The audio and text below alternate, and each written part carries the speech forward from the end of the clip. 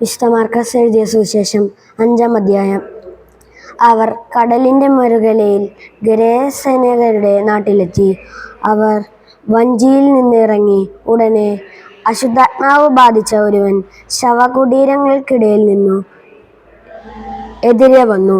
ശവകുടീരങ്ങൾക്കിടയിൽ നിന്ന് താമസിച്ചിരുന്ന അവനെ ചങ്ങല കൊണ്ടുപോലും ബന്ധിച്ചിടാൻ കഴിഞ്ഞിരുന്നില്ല.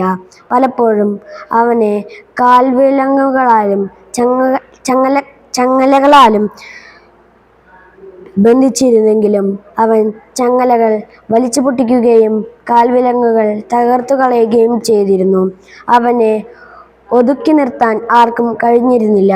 രാപ്പകൽ അവൻ കല്ലറകൾക്കിടയിലും മലമുകളിലും ആയിരുന്നു. അവൻ അലവരിക്കുകയും കല്ലുകൾ കൊണ്ട് തന്നെ മുറിപ്പെടുത്തുകയും ചെയ്തിരുന്നു. അകലെ വെച്ച് തന്നെ അവൻ യേശുവിനെ കണ്ട് ഓടിവന്ന് അവനെ പ്രണമിച്ചു. ഉച്ചത്തിൽ നിലവിളിച്ചുകൊണ്ട് അവൻ പറഞ്ഞു, മഹോന്നതനായ ദൈവത്തിന്റെ പുത്ര യേശുവേ, അങ്ങ് എൻ്റെ കാര്യത്തിൽ എന്തിന് ഇടപെടുന്നു?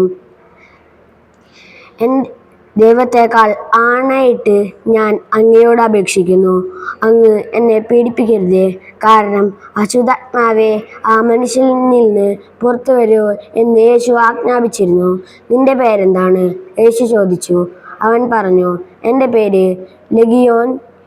ഞങ്ങൾ അനേകം പേരുണ്ട്. തങ്ങളെ ആ നാട്ടിൽ നിന്ന് പുറത്താക്കരുതേ എന്ന് അവൻ കേണപേക്ഷിച്ചു.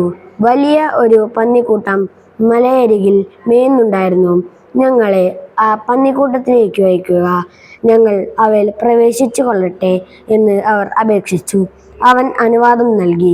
അശുദ്ധാത്മാക്കൾ പുറത്തു വന്ന് പന്നിക്കൂട്ടത്തിൽ പ്രവേശിച്ചു. ഏകദേശം 2000 പന്നികളുണ്ടായിരുന്നു. അവ കിഴക്കാംതൂക്കായ തീരത്തിലൂടെ പാഞ്ഞു ചെന്ന് കടലിൽ മുങ്ങി മരിച്ചു. പന്നികളെ മേയിച്ചുകൊണ്ടിരുന്നവർ ഓടിപ്പോയി നഗരങ്ങളിലും നാട്ടിൻപുറങ്ങളിലും വിവരമറിയിച്ചു. സംഭവമെന്തെന്ന് കാണാൻ ജനങ്ങൾ വന്നുകൂടി.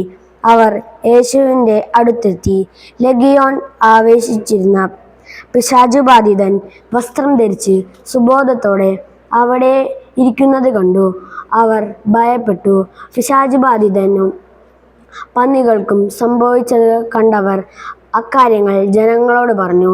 തങ്ങളുടെ പ്രദേശം വിട്ടുപോകണമെന്ന് അവർ യേശുവിനോട് അപേക്ഷിച്ചു. അവർ വഞ്ചിയിൽ കയറി തുടങ്ങിയപ്പോൾ പിശാചുബാധിതൻ അവനോടുകൂടെ പോരുന്നതിന് അനുവാദം ചോദിച്ചു. എന്നാൽ യേശു അനുവദിച്ചില്ല. അവൻ പറഞ്ഞു, നീ വീട്ടിൽ സ്വന്തക്കാരുടെ അടുത്ത് പോകുക. കർത്താവ് നിനക്ക് വേണ്ടി എന്തെല്ലാം പ്രവർത്തിച്ചുവെന്നും എങ്ങനെ നിന്നോട് കരുണ കാണിച്ചുവെന്നും അവരെ അറിയിക്കുക. അവൻ പോയി യേശു തനിക്ക് വേണ്ടി എന്തെല്ലാം ചെയ്തെന്ന് ദെക്കോപോളിസിൽ പ്രഘോഷിക്കാൻ തുടങ്ങി. ജനങ്ങൾ അത്ഭുതപ്പെട്ടു. രക്തസ്രാവകാരി സ്ത്രീ ജൈറോസിന്റെ മകൾ യേശു വീണ്ടും മറുകരയെ എത്തിയപ്പോൾ വലിയ ജനക്കൂട്ടം അവന് ചുറ്റും കൂടി. അവൻ കടൽ തീരത്തു നിൽക്കുകയായിരുന്നു. അപ്പോൾ സിനഗോഗ് അധികാരികളിൽ ഒരുവനായ ജൈറോസ് അവിടെ വന്നു. അവൻ യേശുവിനെ കണ്ട് കാൽക്കൽ വീണ് അപേക്ഷിച്ചു, എൻ്റെ കൊച്ചുമകൾ മരിക്കാറായി കിടക്കുന്നു. അങ്ങ് വന്ന് അവളുടെ മേൽ കൈകൾ വച്ച് രോഗം മാറ്റി അവളെ ജീവിപ്പിക്കണമേ. യേശു അവൻ്റെ കൂടെ പോയി. വലിയൊരു ജനക്കൂട്ടം തിങ്ങിഞ്ഞെരുങ്ങി പിന്തുടർന്നു. 12 വർഷമായി രക്തസ്രാവമുള്ള ഒരു സ്ത്രീ ഉണ്ടായിരുന്നു. പല വൈദ്യന്മാരുടെ അടുത്തുപോയി വളരെ കഷ്ടപ്പെടുകയും കൈവശമുള്ളതെല്ലാം ചിലവഴിക്കുകയും ചെയ്തിട്ടും അവളുടെ സ്ഥിതി മെച്ചപ്പെടുകയില്ല, കൂടുതൽ മോശമുള്ളതാകുകയാണ് ചെയ്തത്. അവൾ യേശുവിനെ കുറിച്ച് കേട്ടിരുന്നു. ജനക്കൂട്ടത്തിനിടയിലൂടെ അവൾ അവനെ പിന്നിൽ ചെന്ന് വസ്ത്രത്തിൽ സ്പർശിച്ചു.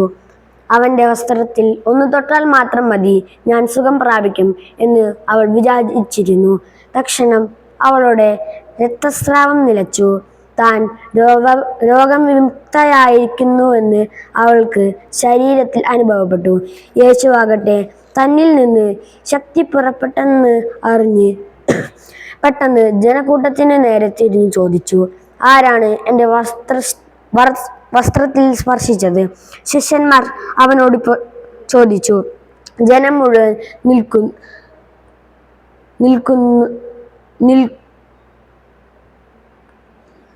നിനക്കു ചുറ്റും തിരക്ക് കൂട്ടുന്നത് കാണുന്നില്ലേ?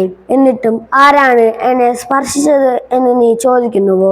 ആരാണ് അത് ചെയ്തതെന്നറിയാൻ അവൻ ചുറ്റും നോക്കി. ആ സ്ത്രീ തനിക്ക് സംഭവിച്ചതറിഞ്ഞ് ഭയന്നു വിറച്ച് അവന്റെ കാൽക്കൽ വീണ് സത്യം തുറന്നു പറഞ്ഞു.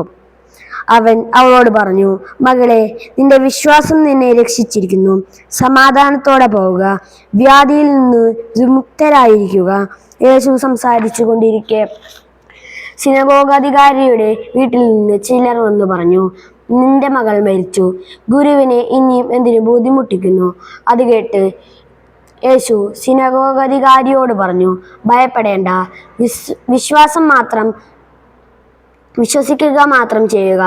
പത്രോസും യാക്കോബും യാക്കോബിന്റെ സഹോദരൻ യോഹന്നാനും ഒഴികെ മറ്റാരും തന്നോടുകൂടെ പോരാൻ അവൻ അനുവദിച്ചില്ല. അവർ സിനഗോഗാധികാരിയുടെ വീട്ടിലെത്തി.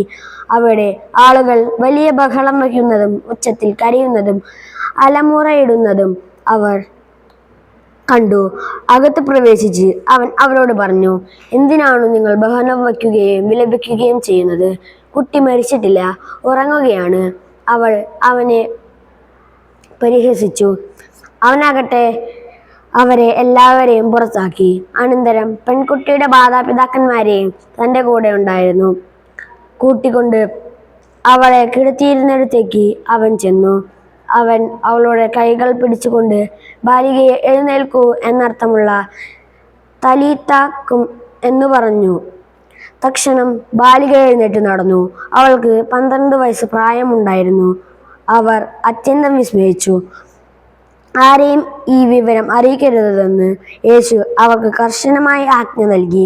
അവർക്ക് ഭക്ഷണം കൊടുക്കാൻ അവൻ നിർദ്ദേശിച്ചു.